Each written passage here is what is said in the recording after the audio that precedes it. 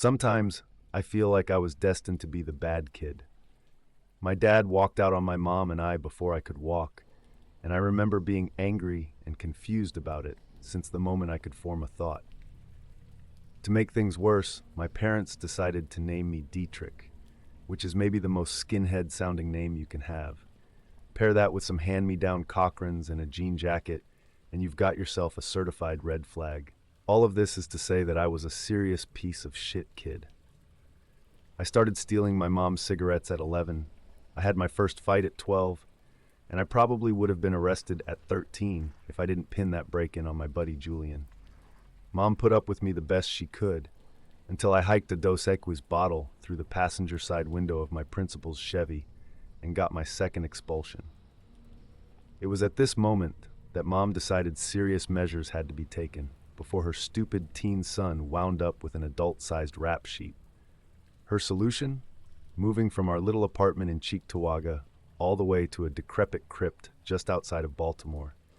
The house had 3 bedrooms, creaking wooden floors, and was way out of Mom's price range. But thankfully that didn't matter because she had just inherited the place. The house belonged to my grandmother, who I must have met maybe once or twice as a little kid. I have a very distinct memory of telling her she was a shit word because she wouldn't put peanut butter on my bananas. Whatever the reason that drove Grandma away from our little family, it wasn't enough to take us out of the will, even though the house and its inhabitants of dumb pretties, as she called them, was the only thing on it. Mom thought that taking me from one small town to another would be a fresh start. Truth be told, I didn't really care. I didn't have any real friends left back home, and I was already bored of my latest girlfriend, who was some dumb freshman I had no business seeing in the first place. I was 16 and already decided the world was shit, so I didn't give a rat's ass which part of it I ended up in. I spent my first afternoon in the house scuffing up the floors, kicking holes in walls, and carving my name into wood that was older than me. Pointless destruction is only entertaining for so long, so after a while I found myself exploring the grounds. I kicked around the weeds in the backyard. I found which of the bathrooms had an actual, working toilet. I narrowly stepped on an exposed nail at the top of the staircase. Then I found the 3rd bedroom, the one neither my mother nor I would be sleeping in. This room was full of all of Grandma's dumb pretties, her name for the eclectic collection of shit she gathered in her 80-something years of life. To a respectless teen, there could not be a room full of any uglier, useless doodads in the world, and yet I found myself morbidly curious about each and every one of them. There was a clay figurine of a miner who gave me a good laugh when I twisted his head off and realized his neck was a cork. There were a lot of clocks, none of which ran anymore, a folded flag, and a bunch of little porcelain babies. But above all else, there were dolls. Little ugly, sackcloth dolls with dead-painted expressions. It was all weird, but nothing really surprised me. That is until I got to the back of the rotostit, but tucked away in a back corner, sitting under a dust-filled beam of light, was a white sheet draped over what I assumed was a chair. When you make a habit of stealing stuff, you start to look at things a little bit differently than most people. My first thought here was, what could be so valuable that it was the only thing in the room worth protecting from all the dust? I didn't even care what it was, but knowing it was worth something to someone once was enough to pique my curiosity, and without hesitation, I pulled the sheet off. It was another doll. This doll, however, was different from all the rest. It was a woman and would be as tall as one if it stood up, probably standing at least 5 feet tall, or maybe even taller. Her body was built more like a puppet than a doll, with ball joints at the wrists and elbows and shoulders, anywhere a person's arms or legs would bend. The doll's silhouette was almost perfect, if not for her arms and legs feeling a bit too long and lanky, and the paint that would be her skin was starting to chip and peel to reveal the wood beneath. That is, everywhere except for her face. My God, her face. I still have trouble describing it now. It was perfect, made of porcelain or something like that, much finer than the wood. If you weren't looking close enough, you'd swear it was the face of a real girl, a young black woman to be precise, probably my age or a bit older, with long curly real hair falling over her face. That face was flawless, not like the rest of its body, with not even a chip in the paint to break the illusion. I remember reaching my hand out to touch it, but stopping, completely wigged out by the thing. She didn't even have minor imperfections you might find on an actual person's face. She looked like one of those Renaissance statues, unbelievably lifelike to the point of being better than reality. Her cheekbones were perfectly carved or molded onto whatever material the face was made of. Her nose had little nostrils, and her lips even parted ever so slightly into what was almost a smirk. The only thing that broke the illusion were her striking, golden, glass eyes, which stared perfectly forward, lacking in that look of life real people had. My trance was interrupted by the sound of my mom entering the room behind me. "Dietrich, I swear to God if you keep kicking holes in my walls." She saw what I had found, and her face instantly broke into a pout. Her eyes were immediately trained on the doll, and I quickly moved my hand away from it. "What is this thing?" I asked. I didn't have to specify what. "Her name is Calliope," Mom responded. She had a scolding kind of tone, probably hoping I would show more respect to my late grandmother's things. "Your grandmother bought her at a carnival in France when she was about your age. She said she was made by some famous doll maker, and that she had always wanted one of his dolls ever since she was a little girl." "Neat," I said, a bit disinterested now that I had more context. "Yeah, your father always liked her too." It was my turn to pout now. Mom had broken the no dad talk rule, and then had simply walked out of the room with nothing more than a "dinner's at 8." I looked back at the doll. I was now convinced she was nothing more than just that. Some fancy doll bought from a creepy doll maker in France, the homeland of creepy weirdos. My frown deepened a bit as I realized exactly what I was thinking. Did I actually believe she was more than that? It was almost a month later before I thought about Calliope again. I had spent the night drinking with a couple of guys and this girl Veronica from my class. It was a pretty uneventful night, but I still remember stealing a couple of 6-packs from this guy Kevin's dad, and that I thought I had a chance of getting with Veronica if the cops hadn't shown up. The rest of it is more or less of a blur up until I hopped the fence into my own backyard. It was late by that point, probably way past midnight. I had cut through a few neighbors' backyards to be sure that I had lost the cops, but I also didn't want to go through the front door in case Mom was there waiting to lecture me. I fell on my ass coming over the fence, and as I kicked through the weeds and tall grass, I realized I hadn't really been back here yet. It wasn't too hard to find my way around, though, thanks to a big, bright full moon in the sky. As I stumbled towards the house, I remember my leg getting caught in some tall weed, which was strong enough to wrap around my ankle and stop me for a second. As I knelt down to tug myself free, I noticed a weird white patch in the middle of the yard, reflecting the moonlight. I ran my fingers over it and realized it was concrete, a rectangle foundation, about 4 feet long, with an uneven surface. I figured there must have been a shed there at some point, got my leg free, and went inside. I climbed through the kitchen window and up the staircase towards my bedroom. I thought all of my stealthiness was for nothing when I kicked something in the hallway just outside of my mom's room. She didn't seem to wake up, and I cursed under my breath and carefully made my way past several obstacles in the pitch-black hallway I remember being empty when I left for school that morning. When I got to my room, I went straight to bed, not even taking my shoes off. It wasn't long before I started getting this weird feeling, like I was being watched by someone else in the room. I glanced around, and even though it was dark, I was pretty sure nobody was there. I would have seen them, right? Some silhouette of a person, or I would have heard them breathing or moving or something. Still, I couldn't shake the feeling and found myself glancing at a corner of the room just by my dresser. Even when I fell asleep, I would wake up several more times in the night and look back over at that same spot, sure that someone was there watching me. The next morning I knew why when I saw Calliope slumped over in a chair in that very same corner of my room. I marched through the hallway, now tightly packed with boxes of Grandma's doodads, straight to Mom and asked her why that creepy fucking doll was in my room. She rolled her eyes. I need space in that bedroom for my home office, and it sure as hell isn't going in my room or out in the living room to creep out guests. I didn't listen and dragged the doll out into the hallway before going right back to sleep. When I woke up later, she was back in my room, so I dragged her back out again. This cycle repeated for a few days until eventually I just had to live with the fact that I was always going to wake up to that doll staring at me. I sat there one morning, just staring into her cold, motionless eyes. They were so shiny and perfect, even after all this time, that I could see my own reflection in them.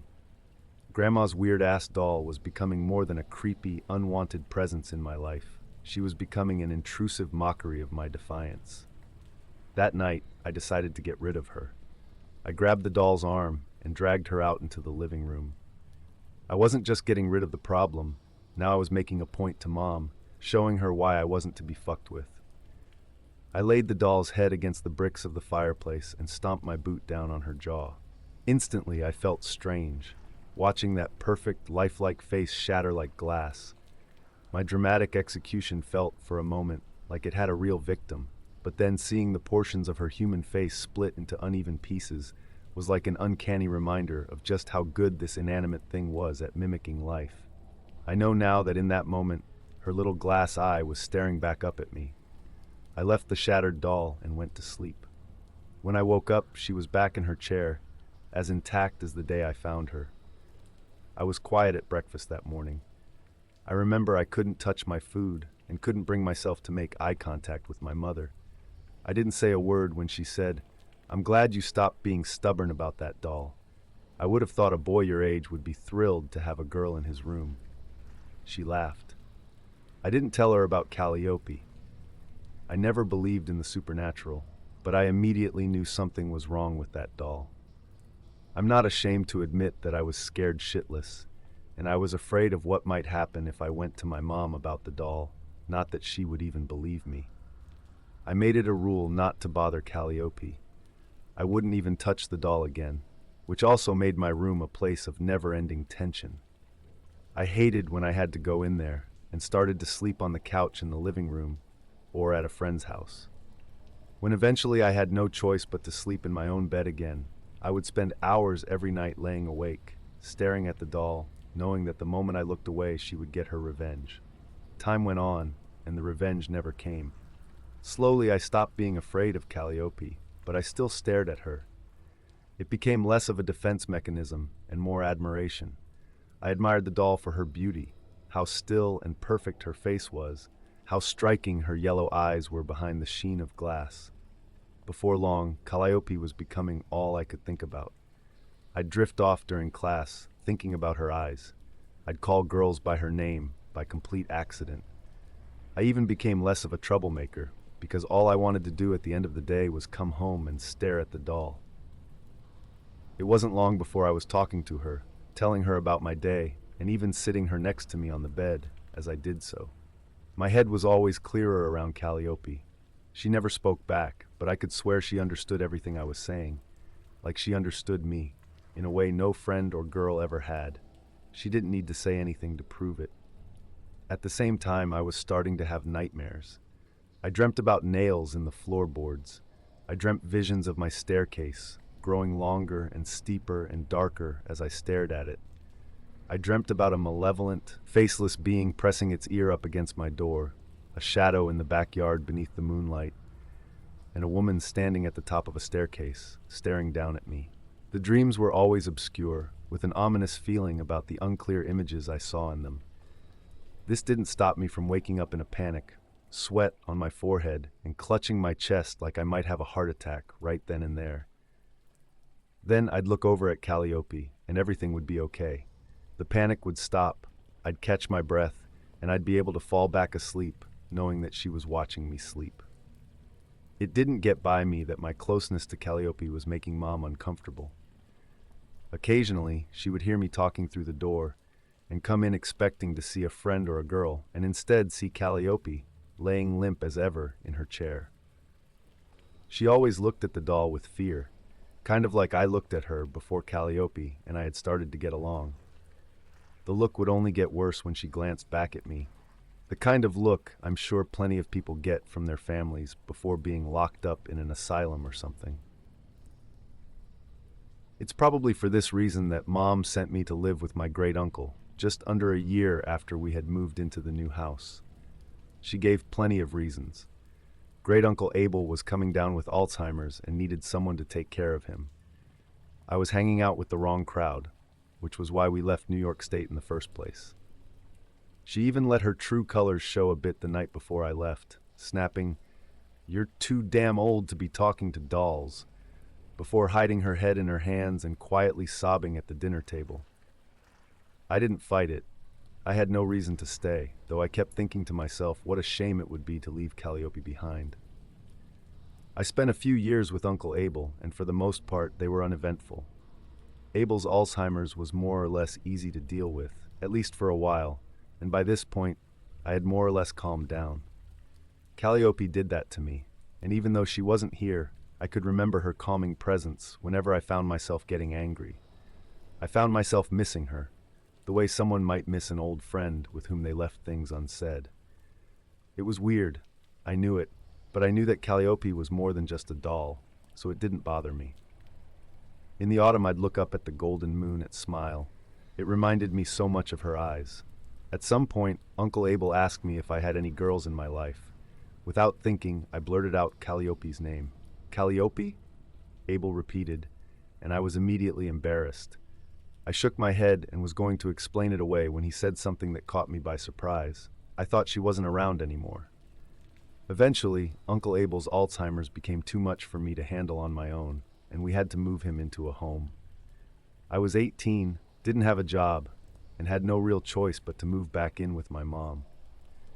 Mom and I hadn't kept up much since I left, but nothing could have prepared me for what I saw when I came back home. The house was dirty and uncared for, even more than when we had first moved in. Mom had developed a drinking problem while I was gone, the evidence of which was littered all around the house. It was a conscious sort of mess, with empty bottles stacked neatly in corners or on countertops, cared for just enough not to leave them lying about, but not enough to throw them in the garbage. Despite this, or maybe because of it, Mom seemed really happy to have me back. She hugged me tight at the door and welcomed me home. She asked if I wanted anything to eat, despite the fact that the kitchen end was clearly in no shape to cook anything in. "No thanks," I said. "I just want to go to bed." I was half lying, and she could tell. She told me the hallway was kind of a mess. If I didn't want to deal with cleaning it up, I could just sleep on the couch, or on her bed even, and she'd sleep in the living room. I told her to stop being ridiculous and broke away from her hug, despite her clear reluctance to let go. I climbed up the stairs, very nearly stepping on an exposed nail at the top step, and turned down the hall to my room. It was packed with boxes, clothes, rolled-up carpet, and even furniture. It looked less like the lazy storage solution Mom would have me believe it to be, and more like a barricade. I picked through the stuff easily and approached the door to my old bedroom, only to find myself frozen in place. My hand on the doorknob trembled. I found myself wondering, what if she wasn't in there? What if she was? Which would be worse? I felt riddled with anxiety, thinking of all the things I would have to say and how I would say them. I was worried that Calliope wouldn't understand, wouldn't forgive me. I felt like she would ask where I was all those years, and I wouldn't know how to answer. I swallowed my nerve and opened the door, and there she was, sitting in the corner like she always had, motionless, without a sound, perfect in her stillness. I sat on the bed across from her and held her hand. It was the same painted wood it always had been, but to me, it felt warm, familiar. Calliope was still here, and I was back, and there was nothing that needed to be explained. We were back together, and that was all that mattered. The nightmares started again that night. Nails in the floor, something dark, something terrible trying to get into my room. A girl in the backyard, staring up at my window, illuminated by the amber moonlight. The next year or so was rough. Mom and I would break into constant arguments, with almost anything triggering a shouting match. I was tracking mud in the house, I was staying up too late, I was apparently stealing her booze right out from under her nose. Anything would start the argument, but I felt deep down it was always related to the same thing. Calliope. She seemed to hate her, and it drove her crazy how close we were. It became clear to me that the 2 years Mom had spent alone in the house with the doll had taken their toll. She wasn't the same person I grew up with. She was always angry or paranoid, and I would often come home to see her sobbing at the kitchen table. She lost her job, was behind on the mortgage, and almost never allowed herself upstairs. I often wondered what sweet Calliope could be doing to make her so upset. I started to question if the scratches in the furniture and the broken objects littered around the house were my mom's doing after all. I remember needing to get out one night. I ended up going to a party, invited by the friends I made when I was still in school. It was a pretty mediocre get-together, but exactly the break from Mom's manic crazy that I needed. Veronica was there, and to my surprise, still into me. I chatted her up, and when she flirted with me, I flirted back, but the whole time my mind was on Calliope. After a haze of drinks, I was back in my bedroom, and I was so sure I brought Veronica there. I was staring at my feet at the edge of the bed, and was going to turn around and tell her that I just couldn't get it up, when to my surprise I was met with the sight of amber eyes. It was Calliope, laid out on my bed. I knew I hadn't put her there, but here she was, and there Veronica wasn't. I climbed over to her. I reached out to touch her hand and gasped. It didn't feel like wood, it felt like skin, the most perfect, soft, womanly skin I had ever felt. As I looked up her arm, I could see that it was free of the blemishes and chipped paint from before. It was as if a real woman was in my bed, only motionless, and yet I still felt her inviting me forward, asking me to continue without a voice. I looked into Calliope's eyes and she looked back. I cupped her cheek and kissed her, and her lips were the most perfect lips I have ever felt. I knew in that moment what I had felt for so long. I was in love with Calliope, and I didn't care how strange it felt. I knew she loved me back. "I love you," I spoke, more of a moan than a whisper. I felt darkness looming at my door, and at the sound of my words it flew open. Mom stood there in the doorframe, tears staining her face, a bottle in her hand. She screamed at me, asking what I was doing, both of us knowing it was a rhetorical question. I pulled myself off of Calliope and sat up straight at the foot of the bed, embarrassed, but still not letting go of her hand. Mom screamed and sobbed. "Look at you," she shrieked. "In bed with that fucking whore." I was confused, but I was also angry. I stood up and told her to take it back. I shouted at her, shouted that Calliope was not a whore, that she had no right to speak to her like that. In response, Mom pushed past me and chucked the bottle at Calliope's head. I was seeing red now, and I shoved her out of the room and into the hallway. She stumbled a bit, and I was brought back to the reality of the situation a little when I saw her almost tip over. I never once thought I could lay hands on my mother like that. It had never once crossed my mind, never felt possible, and here I had almost pushed her over. I cursed under my breath and slammed the door. I tried to walk right out the front door, down the street, anywhere I could get away from my mother and get my head straight, but she caught me on the stairwell. "Please, don't go," she stammered, tears running down her face and choking her words. "Don't leave me alone here with her. Not now, not after that." I tried to shoo her off of me, but she latched on to me like her life depended on it. I tried to tell her to calm down, that nothing was going to happen. I said I needed to go, but she just kept shaking her head, sobbing, screaming that she was going to kill her. I shouted at her that it was just one of Grandma's dolls, and nothing else, something I didn't even believe. "How could a doll ever hurt her?" I asked. "Because my mother never bought that doll," she shrieked. I was confused and tried to take a step back, but she was latched onto me. She fell quiet for a minute, choking on her own tears, before continuing, trying to be more clear before her panicked, frantic sobbing. "Calliope was your grandmother's maid. That little French whore was always flirting with your father, always giving in to his advances, always." I was immediately stunned by the mention of my dad, and she could see the expression on my face change. Her tone became more frantic, more defensive. I was 16 and pregnant, and he was going to leave me for her, that little slut. So I pushed her down the stairs. She shut her eyes, probably unable to stand the judgment and the shock in my gaze. I pushed her down the stairs, Then I buried her with Daddy's cement out back. It was like she was reverting back to that little girl as she spoke. She opened her eyes, which were red from the strain and crying, and shouted in my face, "I killed her, and now she's going to kill me. You can't leave, Dietrich. You can't let her kill me." I was shocked. I felt my heart pounding in my chest, and she just kept shaking me, rocking me back and forth as she tugged on my shirt.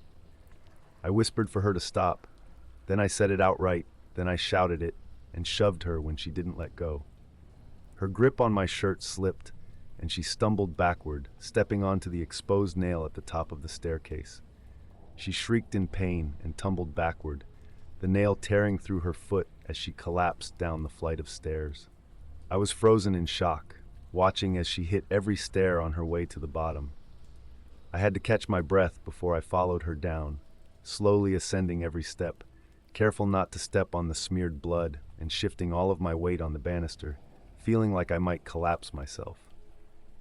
Mom was laying on the floor at the foot of the staircase, a twisted mess of a person. A hole was torn from the center of her foot outward through her toes. Her neck was crooked, bone jutting out where it bent at an impossible angle. Her right arm was beneath her body, her left one bent backward, and her legs folded. She lay there still, looking like a discarded doll, and if not for her wheezing, could have well played the part. "Please," she whined, staring up at me through the tears and blood in her eyes. "Dietrich, please, Dietrich, please." I clutched my mouth. I was staring at my mother, broken in a way no boy should ever have to see a parent. I was also looking at a murderer, a killer who had just confessed to ending an innocent life out of jealousy. Not just any life either.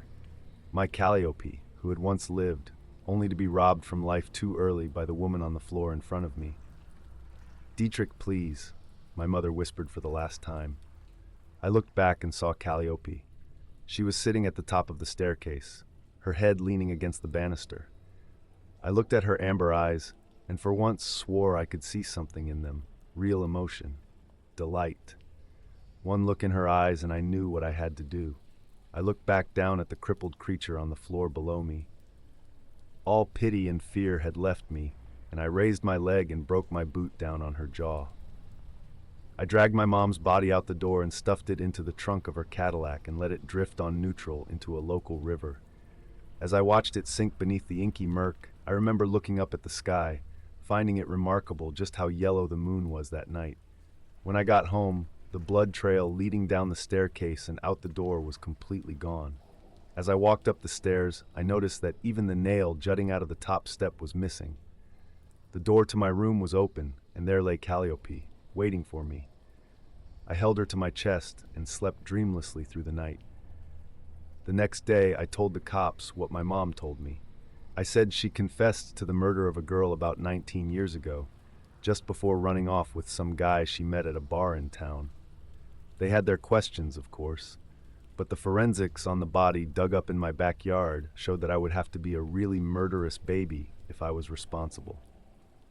Mom apparently made a reputation for herself as a drunk while I was away, and with no signs of struggle, the cops had no trouble believing my story. All of that was back in October. I sold the house to a family friend who reached out not long after Mom went, let's say, missing, and I hear from him every now and then. Calliope and I are living in a one-bedroom apartment. I think she likes the beach. I'm hoping we can move to France someday, somewhere with a beach. I don't regret what I did. Even if I wish my mother was still the person she was before we moved into that house, I know that all of that was a lie. She was a killer the whole time. Anyone who would rob the world of an angel like Calliope deserved what they had coming. I'm making this post because I recently got a call from the guy who bought that old house. He usually calls me every other week, sometimes to check in, ask if I heard from my mom, who is technically wanted for murder, so why would I tell him if I did? And sometimes to ask mundane questions about the house. This time was different, though. After his usual small talk, he asked me about the doll I left among my mom's stuff. You know, the one that kind of looks like her, except for the yellow eyes. I'm leaving now, before Mom's doll can get me like Calliope got her. I'm never setting foot in that house again, and I hope when I'm gone this post can maybe clear things up a bit. I'm not scared, though. Cautious, sure, but I have Calliope here to protect me. We're together now, and nothing is going to tear us apart. As I'm writing this, though, I keep glancing out my window. I can't help but feel anxious about how unseasonably yellow the moon is tonight.